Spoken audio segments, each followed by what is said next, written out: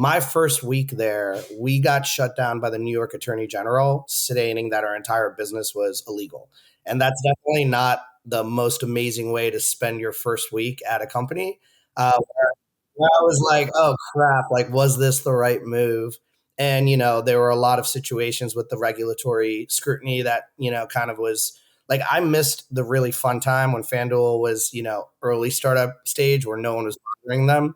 I joined when it was obviously not the, massive giant that it is now, but still like struggling, figuring out finances.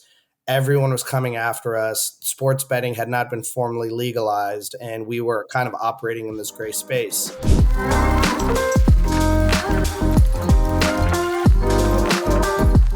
How do you turn your passion for sports into a career? What does it take to advise pro athletes and celebrities on investments and deals?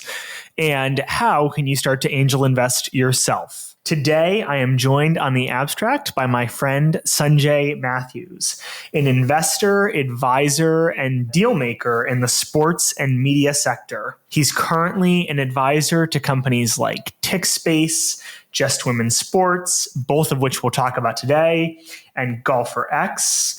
He was also previously a consultant to FTX. He led legal at DAZN, a very cool sports streaming company, as well as at FanDuel.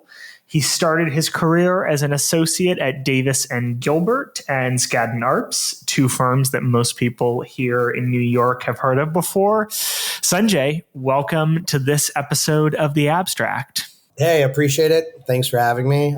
It's an honor. So there's a lot of people doing cool stuff out there. So I appreciate you asking me to join. No. I'm really excited about this one. We haven't had someone, I think, who's been able to transition back full-time into investing and advising like you're doing. Let's start by going back a little ways. Did you always have a passion for sports? Did you know that this was going to be your career? The answer to the first part, yes. I always had a passion for sports.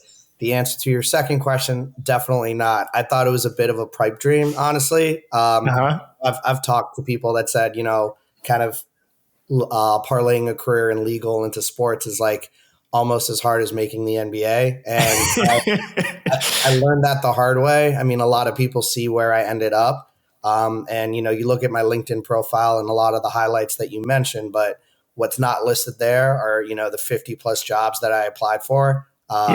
Said, you're great, but, sorry, we're going to go with someone else. And, it's hard. It's hard to hear no's that many times. But I mean, a good support system, a great wife who kept kind of pushing me and, friends who believed in me too and family. And I have been blessed. And, a lot of people reach out about how to sort of break into the sports career. And I want to say there's probably 100 different ways to do it. You just kind of have to find the way that works for you. But regardless of the route you take, it just requires a ton of perseverance. Like, after you hear your first 49 no's and you say, all right, I'm done, like if honest to God, if that happened to me, I wouldn't probably be on this podcast and I wouldn't have had the career, that I've had and I continue to have. So, it takes a lot of perseverance. I think you really make your own luck in that way, right? Like if you keep pushing on a number of doors, maybe 3 open, and maybe one of those is the opportunity. Take us back to that moment when you were trying to transition out of a law firm as an associate and ultimately joined FanDuel. Were you just looking at sports and media companies at that time? Were you looking at a whole host of different tech companies? How did you ultimately find your way to FanDuel? So funny story. I mean, my plan, like I enjoyed working at Skadden. I was an M&A associate, but I think a couple of years in, I just realized like being a partner there wasn't really what I wanted. Like it was a job, but wasn't my career. Which, just wasn't a fit for me. I was a bit more entrepreneurial. And it was from Skadden where I sort of made the decision that I wanted to at least explore in-house roles in, industries that I found exciting. And it wasn't just limited to sports, but it was all the sexy industries. it was sports, it was tech, it was movies, it was music, which, surprise, surprise, are like the four hardest and most impossible industries to do as a lawyer. And to be honest, like it was from Skadden where I got a lot of those, no's that I, previously mentioned. And I did something I never thought I'd do is I went to a different law firm. And in my head, I'm like, all right, Skadden, one of the best law firms in the world. Like, if I'm going to do the law firm thing, I got to do it here. And if the only way I'm leaving is if I have this in-house role, in these industries that I love. But, insanity, right, is doing the same thing over and over again and expecting a different result. Yep. What I did was I went to a firm where I felt like a lot of people went into those sexy industry specific roles that I wanted to go to. And even though it was sort of a step back, or you could argue a step, laterally, it was very like calculated and strategic for the ultimate goal of going in-house. And, went to Davis and Gilbert, got that on my resume, got a bit more experience in smaller type transactions and tech. And I don't even think I was there for a full year. So, I mean, think about the fact that I did something I thought I'd never do, go to a different law firm. And that's the only reason I ended up getting to FanDuel. The other part of that story, and I tell people outside of perseverance, like breaking into these industries, is networking. Just getting to know people. And I kind of hate using the term networking because I think it has like a bad term, like you have to be fake and try to see what you can get out of it. Honestly, I just went out there and built relationships with people that I respected and people who I enjoyed learning more about. And like we build those authentic relationships without expecting anything in return other than like a good conversation. It was one of those people who worked at FanDuel who kind of submitted me for the job and definitely put me, at the front of the line versus blindly submitting on LinkedIn or, via a recruiter and just being one of 500 resumes that may or may not get looked at. When I think of FanDuel and the sports gaming space, the first thing that comes to my mind, and maybe it's just with my policy background, coming out of that world a little bit, working with companies that are heavily regulated and maybe a little bit anachronistically regulated, right? Needing to push through that to see the business opportunity or realize the business model. I'm curious if you spent a lot of your time at FanDuel on that, or if there were other things in your tenure that you felt most proud about accomplishing. I'll say most of my career at FanDuel was just dealing with crisis, for lack of a better word. I mean, my first week there, we got shut down by the New York Attorney General, stating that our entire business was illegal. And that's definitely not the most amazing way to spend your first week at a company. Welcome. I was like, oh, crap. Like, was this the right move? And, there were a lot of situations with the regulatory scrutiny that, kind of was like, I missed the really fun time when FanDuel was, early startup stage where no one was bothering them. I joined when it was obviously not the, massive giant that it is now, but still like struggling, figuring out finances. Everyone was coming after us. Sports betting had not been formally legalized, and we were kind of operating in this gray space. But I also think that's probably why it might have not been as attractive of a job for most lawyers as hey, here's a job at the NBA or the NFL or, Fox Sports, because we as lawyers generally avoid risk. Like that's literally our job, risk allocation and risk prevention. And I sort of saw a company that was on the verge of being shut down. And I was like, sure, why not? Like, let's try it out. But working through that with, a pretty awesome team of executives and other legal professionals, and then sort of doing a merger with DraftKings that got shut down by the FTC, which a lot of people forget about. And then ultimately, signing a term sheet to sell the company to Paddy Power, which is now Flutter. Before PASPA was repealed, and now the company is public. I mean, a lot of things went right, but so many things could have gone wrong. But I think the way I thought about it was, even if things go wrong, what an experience, right? Like I kind of leaned into the uncomfortableness of literally not knowing if the company was going to exist in a month. And just said, where else am I going to get this type of experience as a legal executive that I can leverage into a future job? And candidly, like law firms weren't going anywhere. So if Yeah. I was in a position where, I needed to pay rent or, continue paying off my law school loans, like that was always there as a safety net. And I'm so glad I kind of leaned into the uncomfortableness because that sort of has followed me my entire career, where I felt like I have continued to work in industries that weren't yet popular right before they became popular. So I was betting 2 to 3 years before it became legal. I went to DAZN before streaming was a thing, and everyone still had cable packages and channels, and people were like, streaming? Like, no one's going to do that, especially in sports.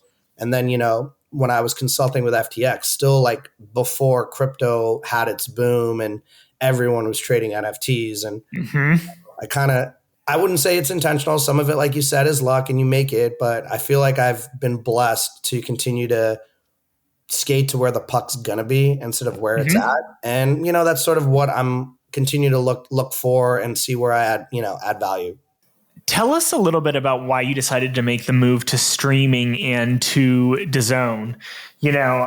We've been talking about your experience at FanDuel, and one of the cool things about that is that like you're really actually essential to the business. That the business is in the midst of all of these huge regulatory issues, challenges. There's the possibility of it getting shut down. There's these crises. The business, like the future of the business, really actually lies in legal and what legal does. You're not just like signing and negotiating a lease agreement. 100%. Like, I would say that, there's a lot of legal departments at companies that don't really have as much power as they would like. They're sort of looked to for advice here and there and sometimes ignored, or more often than not, you go to them when you've already made the problem versus, asking them for the advice before, because you're sort of like, legal's always going to say no. Interestingly enough, at FanDuel, like the legal department sort of drove the business and the strategy, and every piece of the business needed legal sign off. Where there was a point when I was there where me and the CFO needed to sign off on every dollar of spend, whether it was $1 or $10 million. So this came to Christmas parties, contracts, like an equity deal with the NBA. But like that's really how important legal was, because the last thing you wanted someone to do is do a promotion that got a shutdown in a state, or on a commercial that said the wrong thing without the right disclaimer, or do a partnership with an athlete that we couldn't do because of their status as an amateur or a professional. So honestly, like loved FanDuel, loved the fact that it was such an important part of the business. I feel like that's how I was able to be more than just a lawyer, but just like a business savvy person, because law and legal kind of drove a lot of the decision making there. I thought I would never leave. FanDuel was awesome. It's like going through all like the hard problems, and when things were finally good, we got sold, we had money, we could celebrate. That's when I decided to leave. But honestly, I just left because there was just an awesome opportunity. I look at companies like children in terms of their age. And when I went to FanDuel, it was sort of like, a rambunctious teenager, maybe like a middle school kid that knew how to walk, but was always in trouble. And you sort of had to like push it forward in the right direction. And when I went to DAZN, we had not yet launched in the US. I was one of the first employees. We had hired John Skipper, formerly of ESPN, arguably one of the most powerful men in sports when he was there. And the opportunity to be like one of his executives and work at a company that was truly a newborn, where you had to shape, you really had to just keep it alive. Honestly, that's what it's like. So for me, it was just like a totally different challenge. And when I did get the job, I reached out to one of my mentors at Skadden and I said, hey, am I crazy for thinking of leaving? Because things are finally good.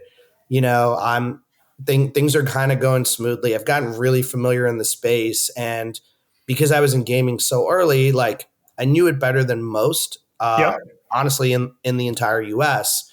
And he was like, look, the second you get comfortable is the second you stop learning. So if you feel like there's nothing new to learn, which like that's an exaggeration. Obviously, there was always going to be new stuff to learn, but Sure. the learning curve wasn't as steep as when I joined a couple of years before.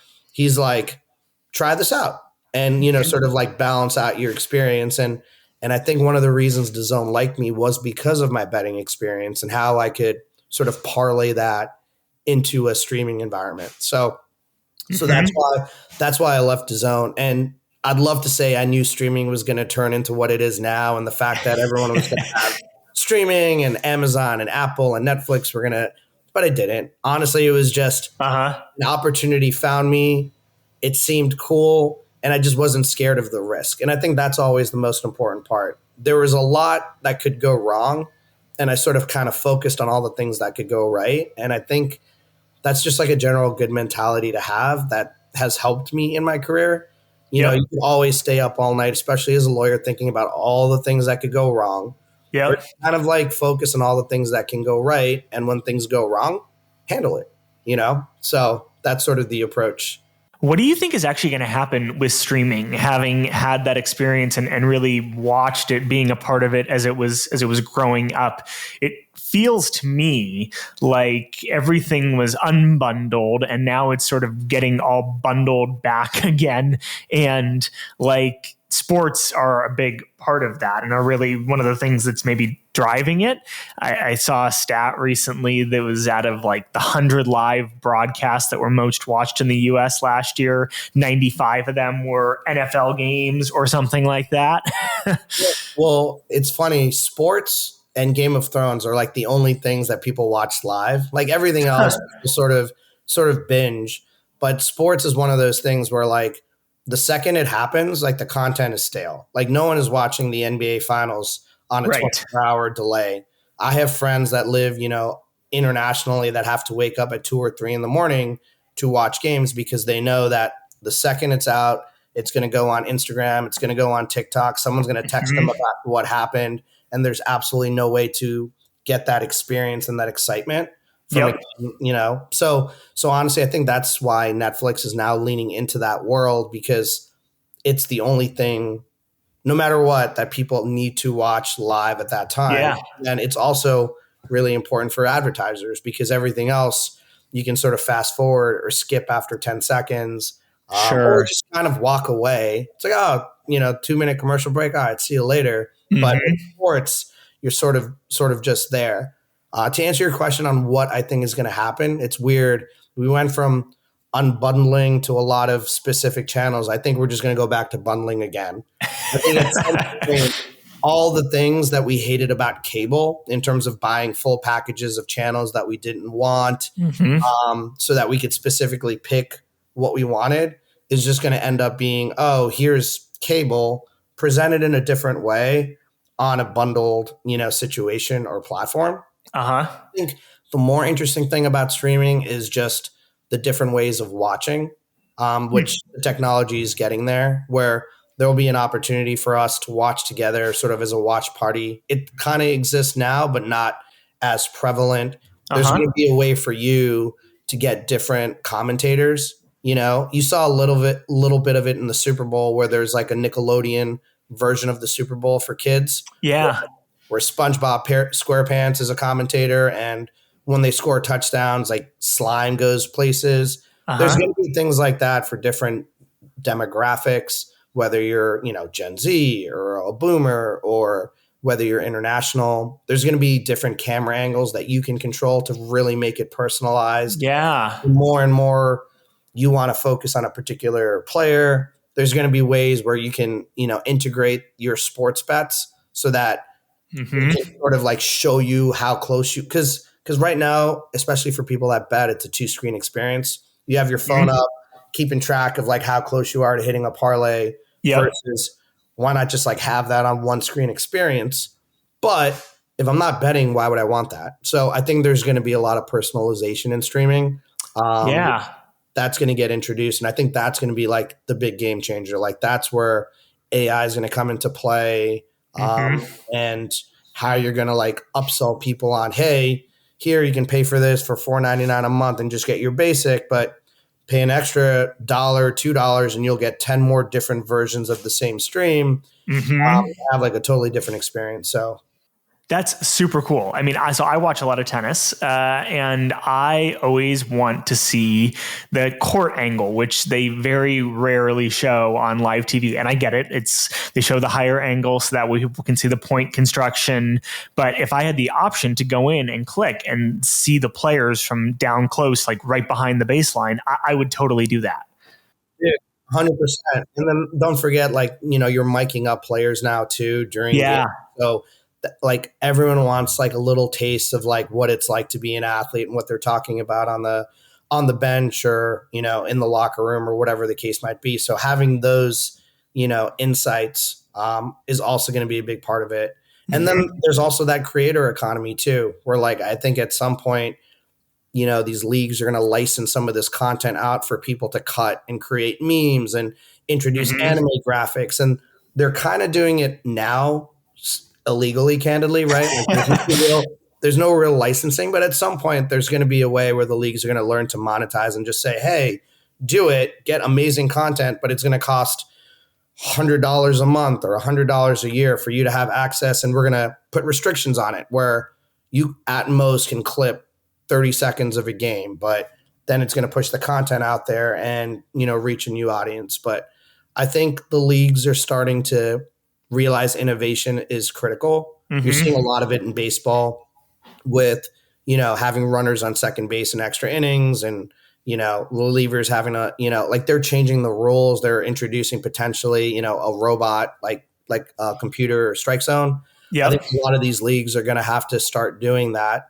And I think there's all these new incumbent leagues that are also going to push the envelope a little bit too. I don't know if you saw the introduction of Unrivaled Basketball, the 3-on-3 women's league. No, that sounds interesting though. So basically they're going to get like, the top 20 to 30 WNBA players and have them compete in 3-on-3 and one-on-one tournaments during the season in Miami. It's going to be a little bit more content forward. It's obviously going to be the best of the best. But that's going to push the WNBA to be a bit more innovative. They're also going to get a much bigger paycheck, get some equity in the business. But leagues like that are popping up. And because of this entrepreneurial world that we have, a lot of people are excited about, how you can kind of push the envelope and then the more, stagnant leagues. Like look at Live Golf and PGA, right? Like a lot of people, would argue it's a bad thing. And some people would argue it's a good thing. But for me, anything that's changing like the status quo in anything is super important. I want to come back to that point about women's sports and alternative leagues, the opportunity there a little bit later. Clearly, you understand the business of sports, right? Like, and I'm sure you partially picked that up at FanDuel and at DAZN. But when did you start to advise companies? Because I think, folks will often come and ask people like you've been advisor to 5 or 10 or 15 different businesses. How do I get started? When did that start for you? Honestly, it was during the pandemic. Like, advising was not anything that was on my radar. Like being a general counsel at a sports company was sort of like always the ultimate dream. And then I sort of achieved it and it was as awesome as I expected. And I was really, I really enjoyed it. But then like the world stopped for a very, very long time where I had a lot of time to reflect. And I am a personality that like always needs to be doing stuff. And honestly, work was slow. Like thankfully I was still employed because they found me important and critical to the business. Thank God. But, I also had to do layoffs of friends and it kind of just like sucked. But, I was blessed, but I was just antsy. Honest to God, I was just antsy. I was like, where I was at home, we couldn't travel, like I wasn't seeing people.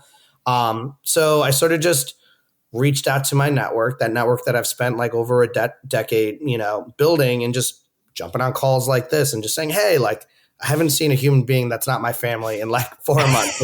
Let's just get on a call. Let's just chat. And then like heard about other people also kind of getting antsy and building things or starting companies. And I was like, I'd love to help. And the interesting thing is when you offer help for free, like no one's going to say no. Yeah. Then I learned when you offer help where you only get paid if you solve the problem, people are also not going to say no. So that's kind of how it started. I was thankful to still have a full-time job at DAZN that was paying me well enough to, live my comfortable life. And I wasn't so transactional because that wasn't the motivation for advising. It was truly just boredom. It was just, it was curiosity. It was curiosity. Yeah. It was a little bit of boredom. It was, a little bit of ants in my pants. So started doing that and, started being valuable, leveraging my relationship capital, started being valuable because I had helped scale businesses and launch businesses. And I knew of mistakes only because I made those mistakes myself. So I can tell you, hey, I thought that too, but if you do that, this is what's going to happen. So we shouldn't do that, but let's think about it this way. And then that sort of scaled unintentionally. But it always went back to not being a transactional person and truly not chasing a dollar, but really trying to learn myself and also add value, where it's pretty easy to tell someone, hey, what keeps you up at night? And they say X. And I'm like, well, if I fix X, what's that worth to you? And they're like, Y. And I'm like, well, if I fix X, can I get Y? And they're like, 100%,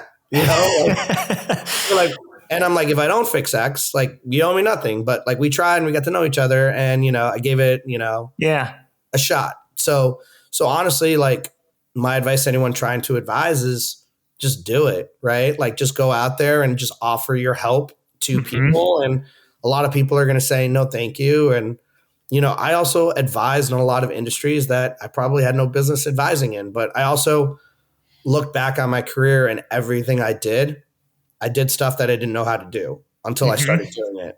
I did not know anything about daily fantasy sports or gambling before I joined FanDuel. Sure. I definitely didn't know anything about streaming before I joined DAZN.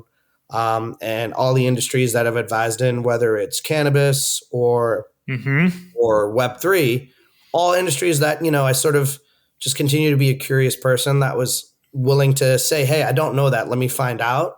Yeah. Sort of faking it, I think was really important. Is that the same mentality that you bring to, I would characterize it as sort of the deal negotiation that you do on behalf of athletes or celebrities? Do you feel like that same approach has helped you build the relationships and build a business there as well? Yeah. I mean, I'll say a lot of the negotiation just came from training too. Yeah. I believe I'm a pretty great negotiator, but it's because I've been doing it for so long. I'm sure I was terrible when I first started, right? But I think I'm well spoken and well researched, and to me, the thing I like about commercial life is you're still always trying to get to a yes. And I never took the approach. Not all lawyers do this, but I never took the approach of winning a point for the sake of winning a point for my ego. It was just what are the three things my client cares about? Let's focus on that. Let's not win this point just because it's cool to say, I'm smarter than you. I tricked you and I got this better term. And sort of, I always try to get to yes. And that's sort of the more collaborative approach I take to negotiation. For lack of a better word, negotiation is adversarial, but it can still be collaborative. And I think that's what has allowed me to be a good negotiator. I also, it's also that relationship capital. There's a lot of times where I'm negotiating against friends where we can kind of cut through the bullshit and just say, all right, what are we trying to do here? What's important to you? Let's still get the best deal for you, but let's get the best deal for us as well, because we want us both to be happy. And me kind of one-upping you is just going to start the partnership off in the wrong way. And then for the athletes and the celebrities, it's just did a lot of those deals at FanDuel, did a lot of them at DAZN, made some mistakes, learned some lessons, and then I apply those now to the negotiations I have when I'm helping athletes or when I'm helping brands who are trying to figure out what athletes to work with. The Abstract is brought to you by SpotDraft, an end-to-end contract lifecycle management system that helps high-performing legal teams become 10 times more efficient. If you spend hours every week drafting and reviewing contracts, worrying about being blindsided by renewals, or if you just want to streamline your contracting processes, SpotDraft is the right solution for you. From creating and managing templates and workflows to tracking approvals, e-signing, and reporting via an AI-powered repository, SpotDraft helps you in every stage of your contracting. And because it should work where you work, it integrates with all the tools your business already uses. SpotDraft is the key that unlocks the potential of your legal team. Make your contracting easier today at spotdraft.com. And I think that type of work is really important as well for athletes. Maybe, a super famous example is Jordan, but Messi more recently, or like I said, I'm a tennis fan, so Federer and on, right? Like getting an equity cut of these businesses is really important because it's fair and it allows them to share in the huge growth that's going to be built on top of their brand, their accomplishments, their name. Like they really get to share in the winnings. It's not just like a little cut or a payment. 100%. And I also think the reason I always was a fan of deals that at least involved some aspect of equity is because it aligns the interests of the ambassador and the brand. Mm-hmm. I mean, I've been doing a lot of deal making on the brand side. Obviously, FanDuel, DAZN, some of the other brands that I've helped or advised on. And candidly, if you offer someone, and let's just say, hey, I'm going to pay you $3 million, $5 million to do a couple Instagram posts. Once they get paid, like it's sort of a bare minimum thing because they're like, all right, what's the bare minimum that I've promised you to do to, and sure. Blame them. Like, it's sort of like when you're working at a company, like if there's no like discretionary bonus at the end or hours marked to hit, like, sure, there's some people that are going to over deliver because that's how they're wired. But the majority of people are like, all right, if you're paying me for 9 to 5 and I don't get compensated for a minute over 5, why am I still here? Yeah. To leave and I'll come back tomorrow at 9. So it's not fair to like expect them to do more because you paid them a significant amount of money. That's your decision. But if you're saying, hey, in addition to the $1 million or $5 million, whatever the number is, you're also getting a 1% stake in this business. Mm-hmm. Oh, and by the way, if you over deliver, if you're really good and authentic in how you deliver your services, that 1% might end up being $50 million. Yeah. Or another $1 million or $5 million or whatever the case might be. Then all of a sudden you have like a really good partnership instead of like sort of like I go back to that concept, like I don't want to be transactional. You move from like a transactional partnership to a more equitable, partnership. And honestly, you're also compensating them properly, right? Is like, look at, Jordan, when he did his deal with Nike, that was the first like rev share deal that like ever happened for an athlete. It used to be just straight licensing fee. Yep. You could argue he was underpaid. I'm sure like they've revised it. I'm sure he has some equity in the Jordan right now. I'm sure he's doing okay. But generally speaking, like look at what Nike grew, and that company might not even exist if they didn't get Jordan. Like literally, it might be a bankrupt, non-existent business. Yeah. So I would argue he's underpaid significantly. Yeah. Right. And you say that about things like Messi, who has brought MLS and jersey sales and just like the Miami team's value up. And I think a lot of these athletes are now learning that. I'm curious what the next, iteration of this is going to be. Now I think there's a lot of athletes and celebrities getting like these titles, chief creative director, chief diversity officer.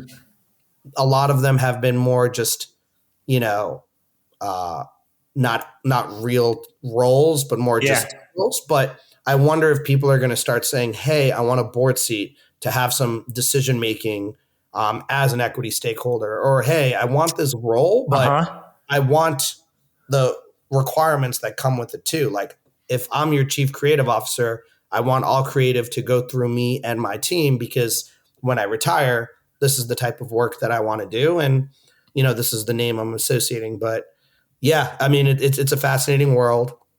And obviously these people move the needle more than most people. And let's not just limit it to athletes and celebrities. There's the influencers too, who can really push product in a way that like I'm amazed by.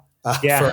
For doing a couple of dances on TikTok. So Yeah, I'm amazed when I buy something off an Instagram reel. I mean, it works. It works. The algorithm is flawless. Really, Yeah. there are a couple of times at night where I'm like, I'm still doom scrolling. Like I went to bed at 11. How am I up? It's 1 o'clock. But yeah, they're doing a good job. I mean, it's scary out there, but I think brands are realizing that these are the people that really push products more than these random, national advertisements. It's people. I mean, you can make a commentary on, the US society that we care so much what a random athlete decides to use as a toothbrush and toothpaste. That's it might be a different podcast, but bottom line is they do. Like people care, whose picture and whose social media post is pushing a particular product and making buying decisions based on it. You started to do some investing yourself. I think we can call you an angel investor. Yeah, I mean, I don't know if the term's accurate. I definitely do invest in very small amounts, but that just seemed like the right term. Yeah. I mean, once again, similar to advising, it's just something I always wanted to do. Mm-hmm. And I didn't put structure around it in the beginning because I just wanted to be as agile as possible.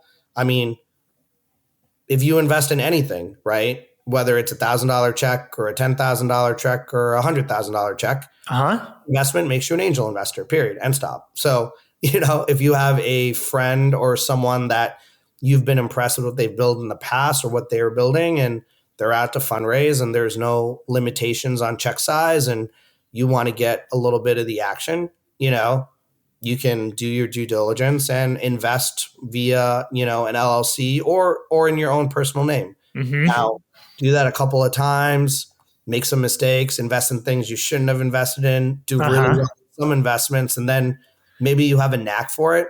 Maybe you figure out like, wow, I really understand D2C businesses, but I don't really understand B2B. So maybe I should focus on D2C. Or, hey, I know I invested in this company in the Philippines, but like, I don't really understand that market. Like maybe I should stick to the US or stick to gambling. And it's sort of a learning process for me, which is why I sort of use funds that are sort of not necessary for my life. It's more, okay, this is like, I'm still have a traditional diversified portfolio of stocks and bonds and 401ks, but then I have a little extra per year that I set aside for investments. I'm pretty focused on it. Like even if I find an investment in December that like I love, if I'm over my number, I'm over my number because I want to have some discipline. Yep. Now I'm starting to talk about, okay, I've really enjoyed this. I've got some wins. Are there other people that can, complement my weaknesses in terms of territories or industries? And can we kind of do something together where they're kind of doing it too? I'm doing it informally. Can we do it together more formally and structured? But yeah, it's an interesting world to learn more about. Where does your deal flow come from? Is it all relationships? 1,000,000%. My deal flow is all over the place, but it's once again just goes back to all that relationship capital. Sure.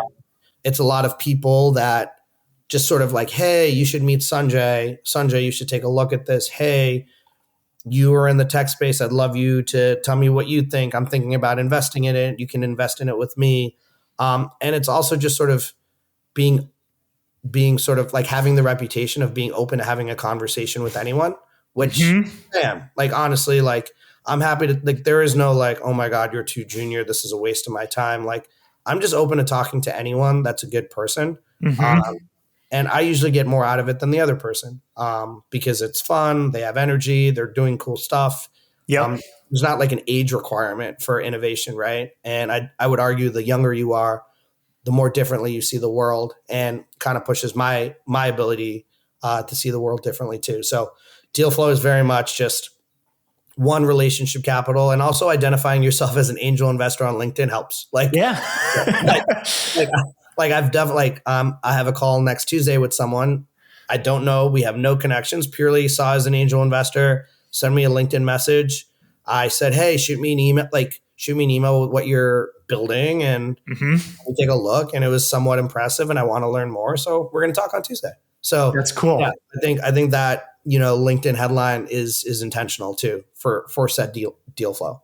I want to ask you about some of the companies you've worked with or have been working with. I've got to ask you about FTX. I know you were a sports marketing consultant there. Okay. How did you start to get into crypto? And what sort of work did you do for them? I mean, I know obviously you weren't like a member of the executive team, but with everything that came out and happened, like how did you navigate that fallout, even just personally, as it was all coming out? Yeah, so I got into crypto accidentally. Honestly, like when I mentioned that I was sort of like advising and just sort of like willing to talk to anyone, someone reached out and said, "Hey, there's like this crypto exchange that's trying to do sports partnerships, but don't know where to start or what to do, and you have relationships with athletes, so are you down to take a call?" And I said, "Sure," and so the rest is history. Like I myself, and they were like, "Hey, like we didn't think about this stuff, and oh my God, you know these athletes, like we'd love to make an offer to them to help market the company." And candidly, like sports marketing partnerships is like what I've been doing. Like did a bunch of athlete partnerships with FanDuel, did a bunch with DAZN internationally and locally. So this wasn't very difficult. Now, what was difficult and was very similar to gambling. And I think the reason I think I was good at understanding crypto was that it had a lot of the same issues as gambling when I first started to get in there. Sure. There's a high like threshold to understand it. It required money. It's investment, but also like others can argue it is a form, like investing is a form of gambling, maybe a bit more structured.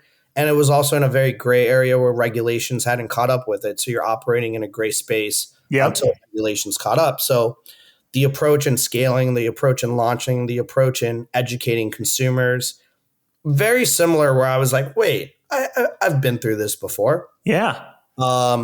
So did that for about, 6 to 12 months with them, helping them, structure and negotiate a lot of their sports partnerships that you're familiar with. And, they got so big that they didn't really need a consultant anymore, obviously, because, when I started working with them, it was, 5 to 10 people in Hong Kong. And then all of a sudden I blink and it's like a 300-person business in the US. And I was sort of like, I don't like the original value I added was the relationships to get to in front of the people, But the fallout was unexpected and scary and awful and all of the stuff. And, I was an equity investor in the business because I believed in it as much as the other people, because that's what I had been told and what I was led to believe. And that was a mistake. But I wasn't happy. But I think after, a couple of days or maybe a week of like feeling somewhat sorry about myself, like, how did this happen? You can't cry over spilled milk. Have to sort of move forward, knowing that like I did nothing wrong. I was a consultant who had a job to structure sports partnerships. That was my only job, and that's what I did. And my relationships, thankfully, are real enough where they weren't, like, oh my God, like it was just like they know who I am as a person. Because it wasn't just I only interacted with you for like these 3 hours when we're negotiating, business terms. It was like, we got to know one another. We grabbed drinks. Like you can tell who someone is by looking them in the eyes and sharing a drink with them. So thankfully, like that was like the money will come and go. Like that's just a part of life. Right. But like relationships that you've built and fostered for over a decade don't come and go that easily, especially ones that you value. So I'm just thankful that those were real, because obviously it's easy to be friends with someone when things are going right. Everyone's making money, but like you realize who your real friends are when things aren't going great. So I want to ask you about a couple other companies that you're working with too. You talked about crypto and sports betting being similar. I think that's a super interesting analogy. I like that. I know you're working with this company, BetDex, that's bringing those two worlds together. Yep. Can you tell us about what you're doing with them? Yeah. So I'm just an angel investor in BetDex. So Varun was a finance lead at FanDuel when I was corporate counsel there. So we did a lot of the work together. He actually stayed for a year after I left. He's a very good friend. Can honestly consider him family. And him and Nigel Eccles, who's the founder of FanDuel, you could argue the man who created the daily fantasy sports industry. They partnered, seeing this opportunity to bring, sports wagering to the crypto audience in a regulated way. Mm-hmm. And to me, seeing the opportunity in betting and the opportunity in crypto, obviously, two men who I really respect, leading the charge.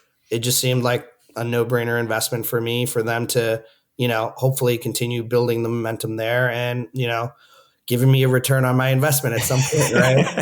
but because they're good friends, obviously we'll, informally like give them my thoughts and be a sounding board, but nothing formal other than writing a check. And you're pretty involved in this company, tixbase, as well. Can you tell us about that? Are you on the board there? Yeah, or I'm on the board there. They're building like a pretty amazing like technological platform.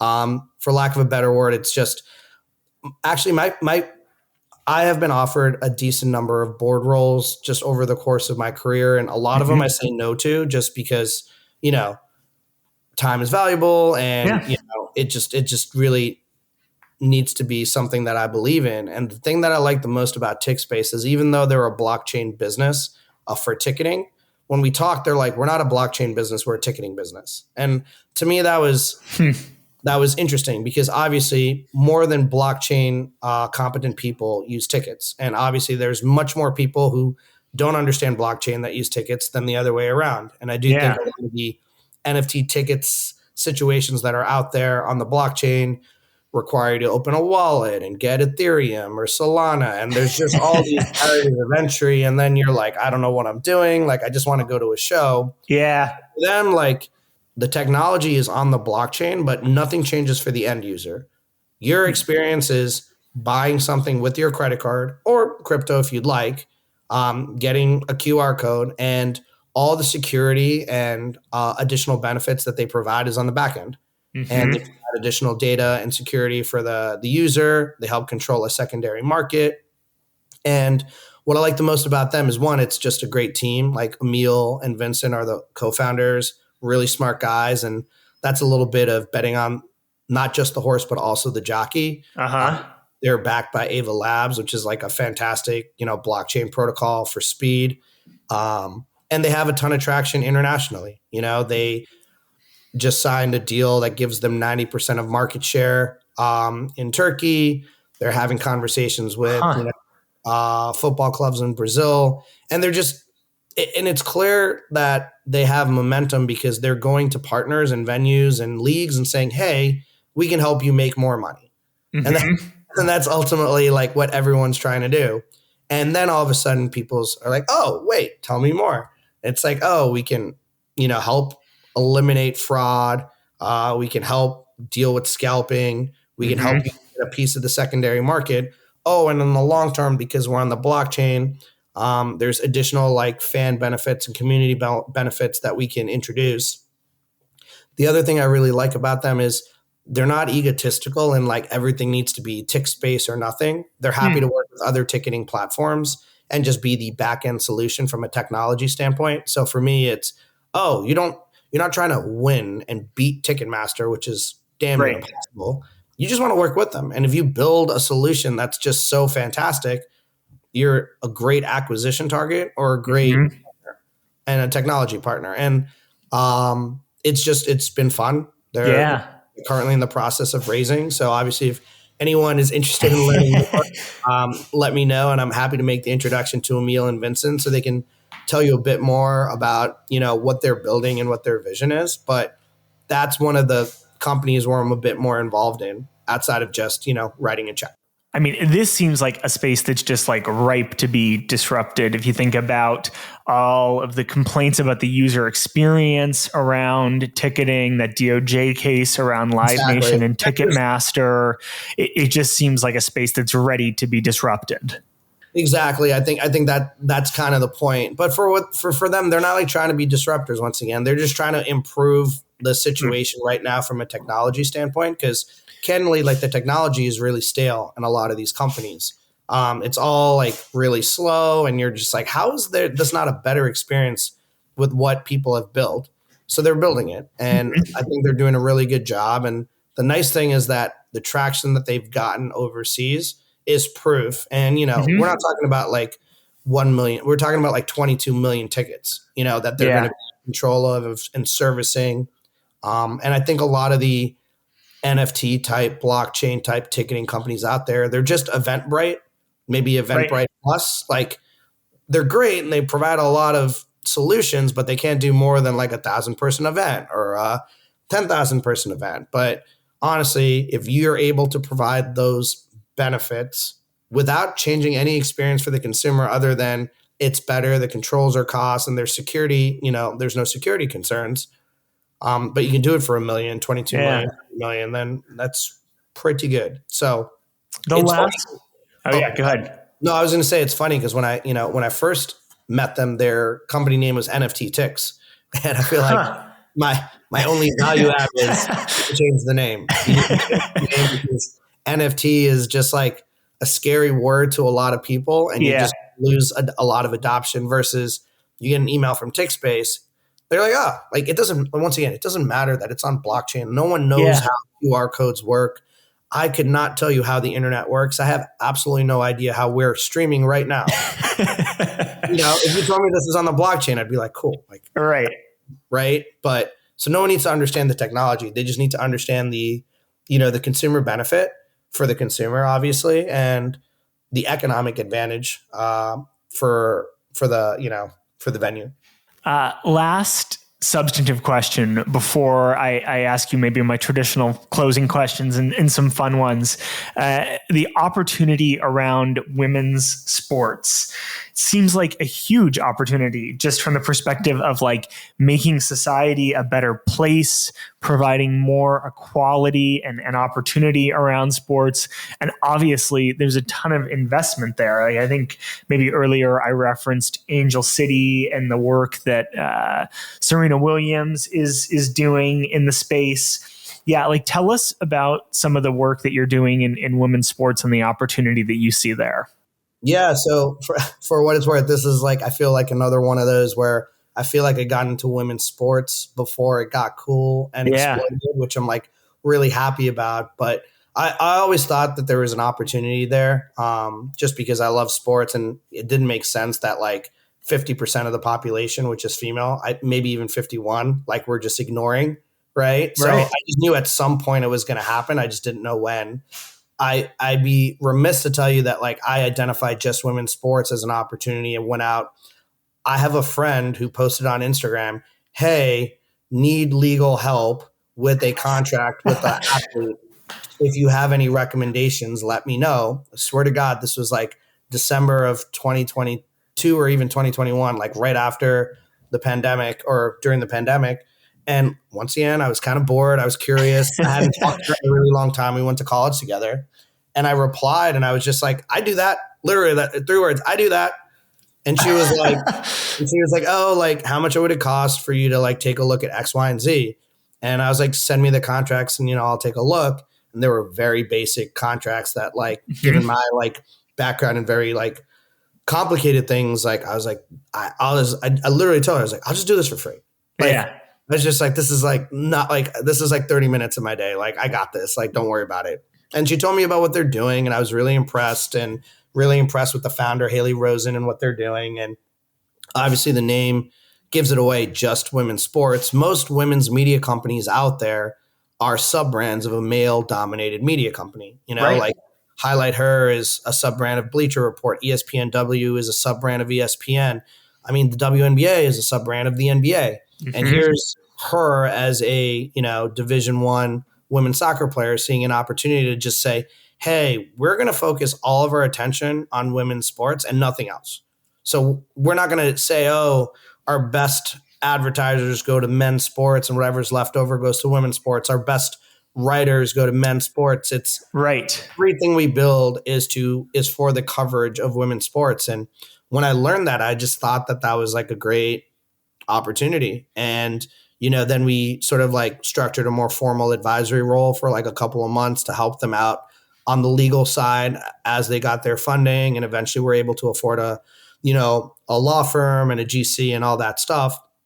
So my involvement with them is not as every day as it used to be, but but I do feel good that like early on I was like, yeah, this is awesome. What you guys are doing is great. And it's awesome to see, their momentum and their growth. And I'm obviously on the cap table as a part of it, but yeah, I mean, women's sports is popular, and that unrivaled league, and NWSL.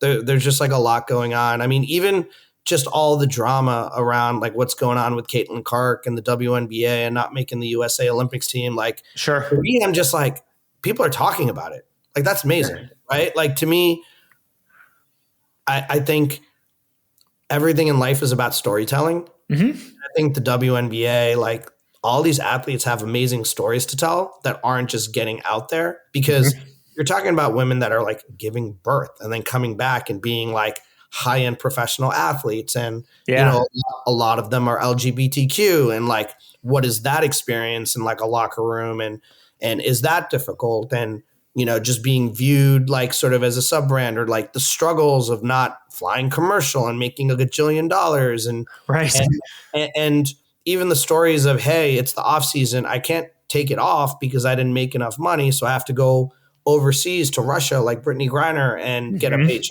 and then get, put in jail. And like, there's all these amazing stories out there that need to be told. And I think people are going to start telling it, and Just Women's Sports focused on it.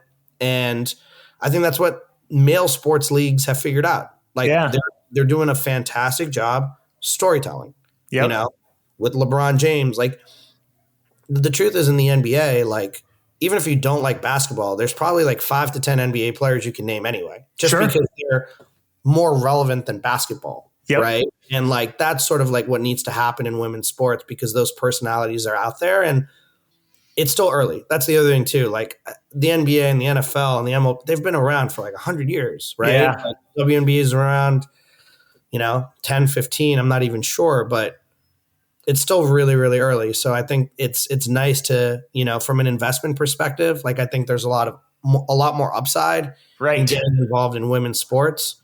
There's still upside in men's sports too. It's not like it's getting less popular, but I would argue the curve is not as steep as it is for women's sports. So yeah, JWS is doing really cool stuff, and Haley Rosen is a rock star, building a great team. And my involvement was all because, one of the people on her team posted something on Instagram. and I'm the one weird enough to respond and be like, I do that. Like, I'm sure people wouldn't, and just swipe right. But I was like, why not? It was cool to learn. And I'll be honest, I didn't know as much about women's sports before that call. Yeah. But, that's super cool. I learned a lot from that call and working with them, and just being very interested in what's the opportunities in that space. Yeah, that's super cool. This has been such a fun conversation.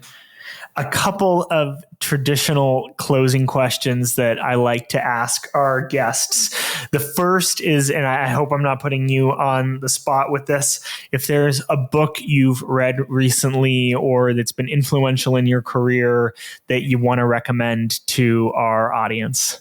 I mean, I'm not going to lie. I don't read. I hate reading. It's like my least favorite thing to do in the world. My wife loves to read, but I think I just do so much reading as a lawyer, reading like men's contracts at Skadden, where like whenever I'm trying to chill out, it's always listening to music or just kind of like watching TV. And like, I love watching TV that's like very like dumb and doesn't require my brain. I do a lot of reading, just like articles and stuff, but like I can't even remember like the last book I read, like probably in like college, because it was required. Like, I really do not read anything. That's all right. That's an honest answer. Yeah. I mean, I love talking. Like, I feel like a lot of like, there's a lot of conversations that have stuck with me, podcasts, stuff like that. But I it just, I can't even remember when people buy me books. I'm like, this was a waste. Like this is going in the jar and will never be opened. So sorry, I got nothing for you. That's all right. My last question for you that I like to ask all of our guests. It's if you could look back on your days as a young lawyer, maybe just getting started at Skadden, something that you know now that you wish that you'd known back then. Stop caring what other people think. Honestly, like I think early in my career, like I got, especially in law school, like caring a lot about like what rank you are because everything was graded on a curve. Are you on law review? Are you on moot court? Are you a champ? Like I got caught up in all the BS. Like even like just going into law school, like what ranking is your law school? Oh, you're not the best law school in New York. Like all that stuff. Like I feel like law school creates this like very like artificial world of like, you need to do these things or you haven't made it as a lawyer. Which is why like I went to Skadden, which is like a ranked law firm. And I like went to law review and, all that stuff. And I went to like, I probably could have saved money and gone to a law school that was less ranked and probably got a pretty good education, but I fell into that trap. And I wanted to be a partner because everyone said I needed to be a partner. And like right now, I'm not even practicing law.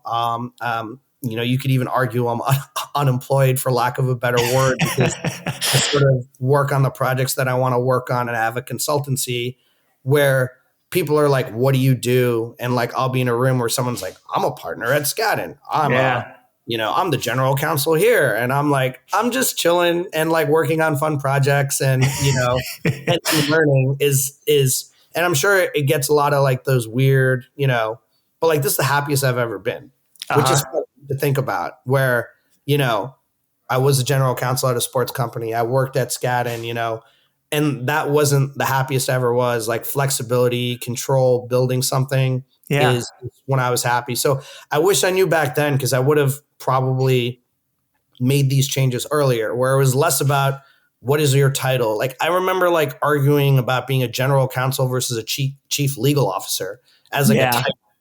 And like in hindsight, that's dumb. Like, you know what I mean? Like what matters more is like, do they value you? Like, what is the responsibilities do you have? Do you have a seat at the table? Are you learning? What is your salary? Like, how are you compensated? I was like, oh, like I really had it in my heart to be a chief legal officer, general counsel. Just like, what? Like, does that matter? But that was something I cared about, right? So for me, it's just, I wish early on I like learned that it's less about like the titles and the bullshit and more about like follow your heart and your dreams and what you want to do. And even if it's not like the top 10 law firm, maybe it's a firm that really works in sports, that works in this industry that you find fascinating. And that's more important, Sure. Or like, why do you need to be in law review? Sure, it helps you get jobs, but are they jobs you want? Yeah. Versus like, I didn't want a blue book on a Saturday in a library just to say I was on law review, but that's what I did. Like instead, maybe I should have like gotten a part-time job working at an agency or working with a sports partner and getting more hands-on experience. Now, that's easy to say, as a 39-year-old. Yeah. When you're 27 and you're in the heart of it all and trying to impress your parents and your friends and your colleagues. But I really like, it's just funny like how different my mind is now. Where like, would I even have gone to Skadden? Would I, have even applied for law review, stuff like that? Right. Or maybe we had a sports journal, but it wasn't as prestigious. But like, would I have more? Things like that. What a great place to leave it. This has been really fun, Sunjay. Yeah, thank you for having me. This was super fun, and I appreciate it. I appreciate you inviting me on.